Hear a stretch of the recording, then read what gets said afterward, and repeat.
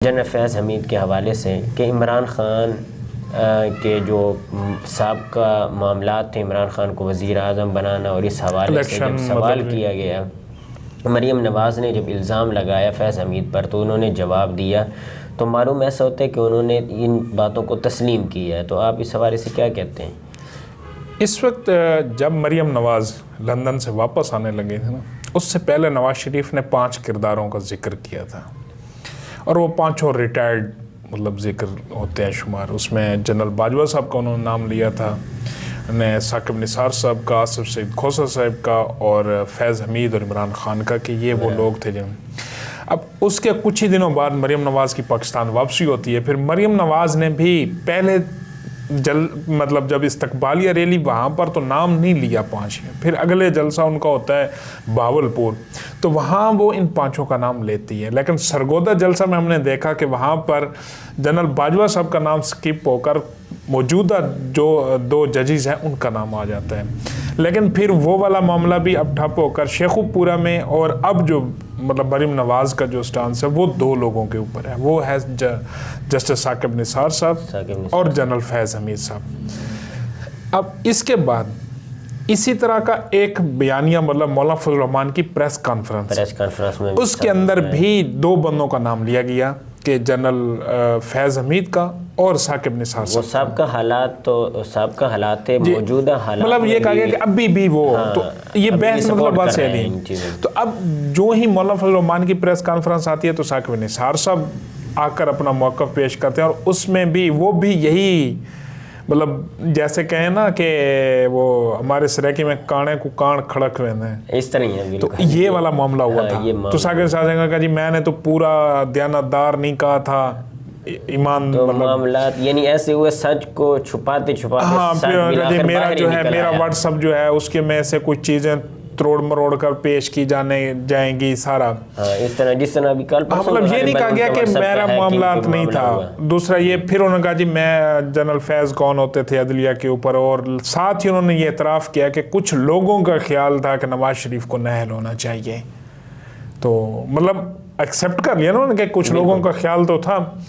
اب پھر جب جنرل فیض حمید والی باری تو یہ 2-3 دن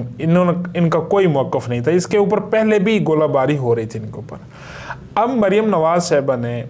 انٹرویو دیا ہے ایک ڈیجیٹل یوٹیوب چینل، یہ عمار مسعود ہے سینئر صحافی ہیں، ان کو دیا، پھر اس میں بھی انہوں نے وہی ذکر کیا، اور اسی میں جو ہمارا ایک دوسرا ٹاپک ہے آرمی چیف سے ملاقات، موجودہ آرمی چیف، تو اس میں اس کا مریم نواز نے بھی اعتراف کیا ہے کہ ملاقات ہی۔ اب وہاں پر انہوں نے کہا جی اب فیض حمید صاحب نے کل کامران خان جو سینئر جرنلسٹ ہیں اور ان کو مطلب ان کا پیغام ہے، انہوں نے کہا جی مجھے جنرل فیض صاحب کے پیغام ہے کہ میں تو 2017-18 میں ایک میجر جنرل تھا، اور میں کس طرح مطلب وہ کر سکتا تھا، کمان تو سپر اس کے پاس ہوتی، مطلب آرمی چیف کے پاس کمان تھی۔ تو بالواسطہ انہوں نے جنرل باجوہ کو کہا کہ یہ جو کچھ مطلب یہ نہیں کہا کہ ایسا کچھ بھی نہیں ہوا، یہ جو ٹون ہوتی ہے نا خصوصاً جو جنرلز کے، اس کے بہت یہ ہوتا ہے کہ نو اینڈ یس، یہ نہیں ہوتا کہ فلاں ہوا، تو انہوں نے یہاں نہ نو کہا نہ یس کہا، مطلب یہ چھوڑ دیا نا کہ ہم یعنی یہ معاملات ہوئے تھے۔ تو اب فیض حمید صاحب نے کہا جی میں تو ایک میجر جنرل تھا، میں کیا وہ کسی کی حکومت الٹ سکتا تھا، اور میں کس طرح عدلیہ کے اوپر جو ہے اثر انداز ہو سکتا تھا۔ تو یہ والی جو بات ہے انہوں نے مطلب ڈینائی نہیں کیا، انکار نہیں کیا، تردید نہیں کی کہ میرا کوئی وہ نہیں تھا، الٹا انہوں نے ساتھ بڑی کمان کو بھی شامل کر لیا، جس کے اوپر پہلے جو موجودہ حکومت ہے پی ڈی ایم، یہ پہلے ہی اس شخص کو، یعنی کہنے کا مقصد یہ تھا کہ میں گناہگار نہیں تھا، میرے ساتھ گناہگار پورا ایک سیٹ اپ تھا، اور کہا جی عدلیہ خود فیصلے کرتی تھی، اور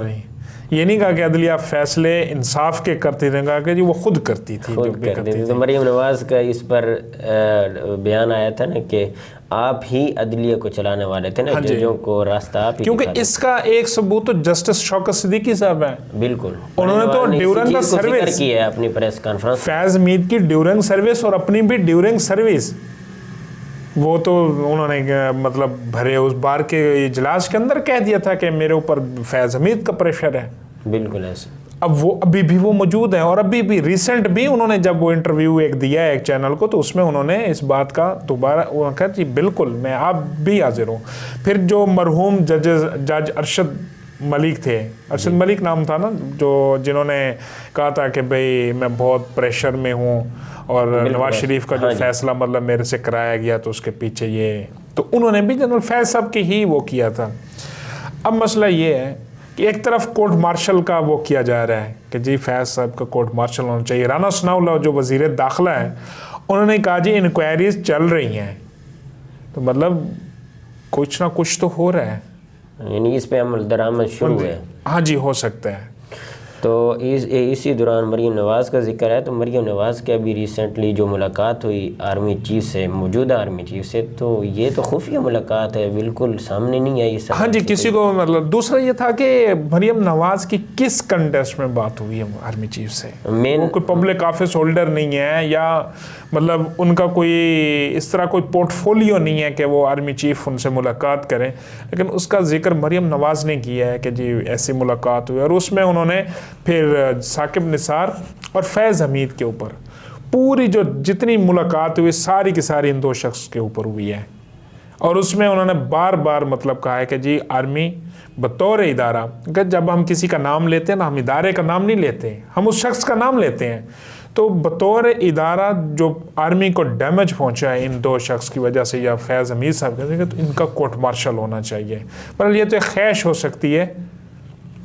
بالکل ایسے اس تفصیلی ملاقات میں مریم نواز کے جو فوکس تھا وہ یہی تھا، اور یہی تھا کہ بھی جس طرح اپنے نواز شریف کے ساتھ مطلب ان لوگوں نے وہ ظلم کیا تھا، اس کا لامحالہ نقصان پاکستان کو ہوا تھا، پاکستان کے دوست ممالک بھی پیچھے ہٹ گئے، تو اس چیز کا جو خمیازہ عوام کو اب بھگتنا پڑ رہا ہے نا، اس کی سزا انہی موروں کو دینی چاہیے کہ جنہوں نے اس وقت کی حکومت کے خلاف جو ہے مختلف قسم کے وہ کھڑے کیے تھی، پریشانیاں مسائل کھڑے کیے تھے۔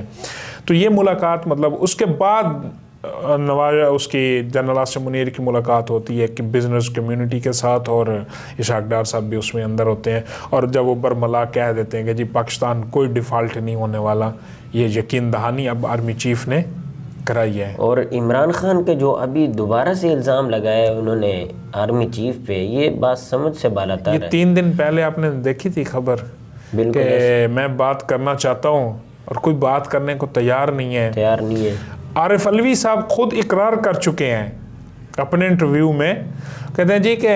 مطلب میں نے کوشش کی ہے، اور عمران خان بھی چاہتا ہے کہ مطلب ملاقات ہو۔ عارف علوی صاحب خود بخود تو نہیں جا سکتے، ظاہر بات ہے۔ عارف علوی صاحب نے کہا ہے کہ عمران خان صاحب کے کہنے پر میں نے کی ہے کہ بھئی چلو انہوں نے یہ کہا کہ میں ان کے خلاف گیا ہوں کہ یہ کرپٹ لوگ ہیں یہ، لیکن اب خان صاحب کہتے ہیں میں نے تو کبھی اس طرح کی وہ نہیں کی۔ عمران خان کی آپ کسی بات کا کس طرح یقین کر سکتے ہیں کہ ان کا صبح بیان اور ہوتا ہے شام کو اور ہوتا ہے۔ اب جب انہوں نے BBC کو انٹرویو دیا نا، یہ ریسنٹ آج کے ہی کہہ لیں گے جی، اس میں انہوں نے کہا جی میں تو سمجھا تھا نیا آرمی چیف آئے گا اور تبدیلی آئے گی، سازگار ہوں گے ہمارے لیے۔ یہ تو سختیاں بڑھ گئی ہیں، لیکن سختیاں کیسی بڑھی ہیں؟ آپ عدالتوں میں پیش نہیں ہوتے، آپ کو ریلیف ملتا ہے، آپ کی گرفتاری ممکن نہیں ہو رہی، آپ کے اوپر اس وقت کوئی 72 کیسز ہیں، آپ کے اوپر توشہ خانہ ہے، آپ کا ٹیریان والا کیس پتہ نہیں کتنے سال سے چل رہا ہے، الیکشن تقریباً ان کے اوپر کیس جی۔ اب نیب نے جو گھڑی توشہ خانہ کے جو گھڑی کا معاملہ تھا وہ خود جا کر دبئی میں سارے معاملات کلیئر کیے ہیں، اور اس میں جو وہ پاکستانی بزنس مین عمر فاروق جو شاہ زیب خان زادہ کے پروگرام میں جنہوں نے بڑے انکشافات کیے تھے وہاں گئے، اور اس گھڑی کے معاملے میں اس کی جو قیمت کا تعین کرنا کہا جی اس کی کوئی قیمت نہیں ہے، یہ ایک نادر نایاب نسخہ ہے اور اس کی قیمت کا تعین کیا ہی نہیں جا سکتا، یہ ایسی قیمت مطلب یہ نوادر وہ ہے، نوادرات میں آتی ہے۔ آپ اب بھی دیکھ لیں کہ اب ہائی کورٹ نے جب طلب کیا عمران خان کو، آج سماعت ہے اور بشرا بی بی کو بھی طلب کیا، تو عمران خان کے بارے میں آ رہا ہے کہ ابھی بھی فی الوقت ان کا وہاں پر حاضری کا کوئی امکان نہیں ہے، اور وہ ریلیف لینے کے چکروں میں ہے کہ سیکورٹی ایشو ہے اور یہ ہے معاملہ، اور وہ اوپر سے کہہ رہے ہیں جی میرے اوپر سختی ہو گئی ہے جی، سمجھ سے بالاتر۔ اب ان کے لوگ گئے ہیں جیل کے اندر، کوئی 3 دن گئے ہیں، 2 دن گئے، اور ریئل کیسز کے اوپر، جنون کیسز ہیں ان کے اوپر، لیکن 3 دن، ہفتہ، 10 دن، اور جب نون لیگ کے اوپر دیکھ لیں یا دوسری پارٹیز کے اوپر کی وجہ سے انہیں گرفتار نہیں، وہ تو گرفتار بھی کیا اور سالوں مطلب ان کو سزا ہوئی ہے. اچھا بغیر جرم ثابت ہوئے شہباز شریف تو 2 سال جیل کاٹ آیا, حمزہ شہباز جیل کاٹ آیا, ابھی ٹرائل ہو رہا ہے. ٹرائل کی بنیاد پر وہ 90 دن کا ان کا ریمانڈ لیا گیا ہے, شاید خقان عباسی, مفتاح اسماعیل اور ان کا. لیکن جی کہ ہمارے اوپر سختی کی جا رہی ہے, ہمیں جو ہے وہ اس وقت جو پریشانی ہے جی, تو یہ صورتحال. اب خان صاحب کو پتہ ہے یہ اصل میں وہ پریشر بلڈ کرنا چاہتے ہیں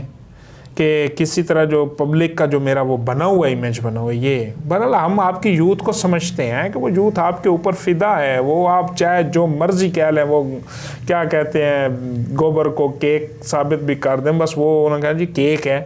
یہ تو آپ کی خوش قسمتی ہے. لیکن سختی والا ہم نہیں سمجھتے کہ آپ کے اوپر. ہاں جو کل سین ہوا ہے, آپ اگر اس کو کہیں کہ یہ سختی ہوئی ہے, تو وہاں پر بھی آپ کے مسلح جتھے تھے, ڈنڈا بردار فورس تھی, اور کچھ لوگوں کے ہاتھ میں آتشی اسلحہ بھی تھا, پتھراؤ کیا. تو پولیس نے وہی کہا جی ہم ہاتھ باندھ کر تو نہیں بیٹھ سکتے تھے, زخمی بھی ہوئے, زخمی بھی جی.